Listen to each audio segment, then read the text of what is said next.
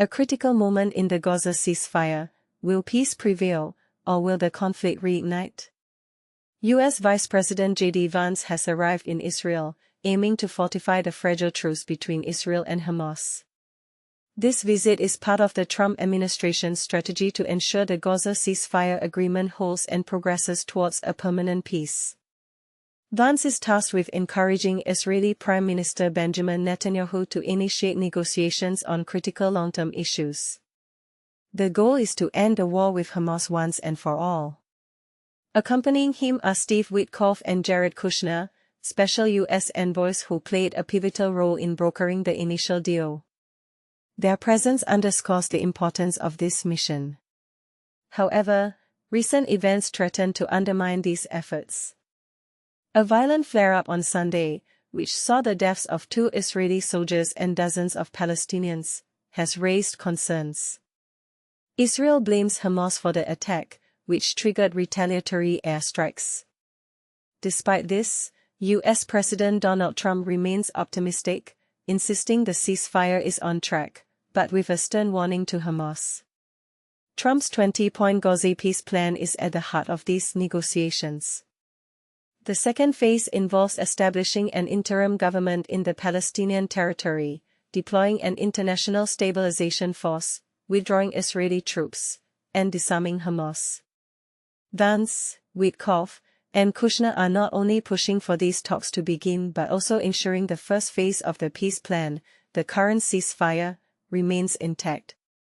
But here's where it gets controversial.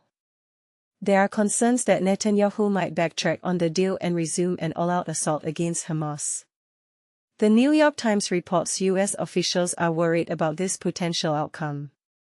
Netanyahu, during his address to the Israeli parliament, emphasized the strength of Israel and its commitment to peace, but also highlighted the heavy response to the alleged Hamas breach of the ceasefire. The Israeli military's response to the anti-tank missile attack, which killed 2 of its soldiers, was swift and deadly. At least 45 Palestinians lost their lives in the ensuing strikes. Despite this, both sides claim to be committed to the agreement. However, reports of 4 Palestinians killed by Israeli fire on Monday suggest otherwise. Trump, in a bold statement, declared that Hamas must adhere to the deal, or face eradication. He emphasized the U.S.'s commitment to peace but also its willingness to take strong action if necessary.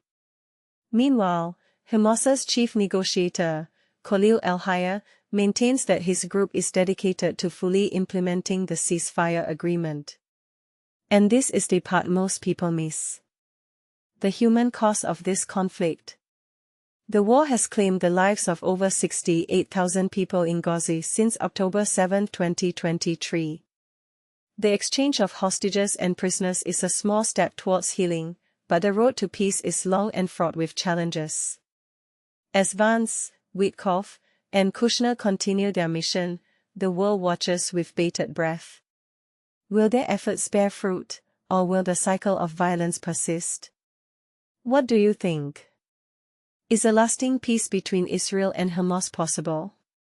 Share your thoughts in the comments below.